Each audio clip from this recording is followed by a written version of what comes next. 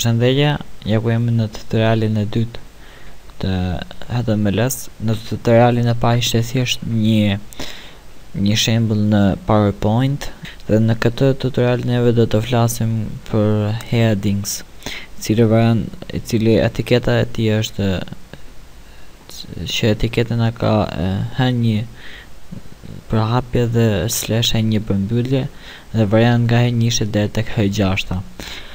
Atëherë ne do të shikojmë një shembull për të zbatuar headings. Le të fillojmë. Fillimisht hapim etiketën HTML dhe mbyllim.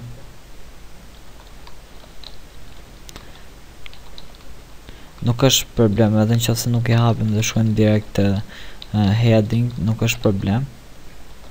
Nuk na shfaq ndonjë problem. Okej. Tani shkruajmë h1, h2, h1 më falni. Selektojmë të gjithë dhe i bëjmë copy paste më poshtë. Atëherë 3, 2, 5, 6.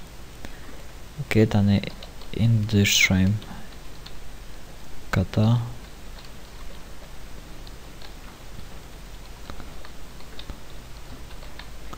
Pra do të shikojmë që h1 do të ketë masinë e tekstit më të madhe se h2, h3 e tjerë, h5 dhe h6 do të ketë masinë e tekstit më të vogël se këto më lart.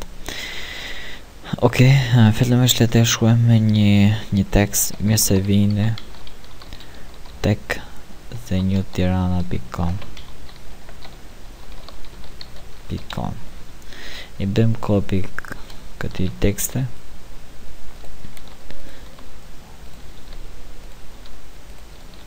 dhe ruajmë ctrl+c. Shkojmë tek Mozilla.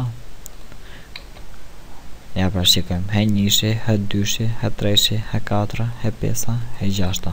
Shikojmë që ka nisur nga h1 dhe h1 ka tekstin maksimal, ka masi teksti maksimale, dhe është masi automatike dhënë nga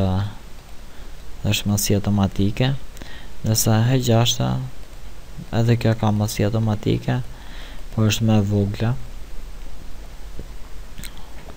Vetëm këto gjëra është përdorën. Do të shikojmë nëse përdoret h7. Shikojmë që nuk njihet direkt. Okej. Nuk njihet, pra nuk është plus siç janë këto të tjera. Gjithsesi e provojmë. Klikojmë ctrl+c. Kalojmë dhe shikojmë që mori një tekst jashtë standardit të tjerëve. Atëherë kaq për sa i përket headings në HTML. Mos harroni bëni subscribe në akauntin tim në YouTube dhe gjithashtu vizitoni dhe një Tirana për videot më të reja rreth HTML-s.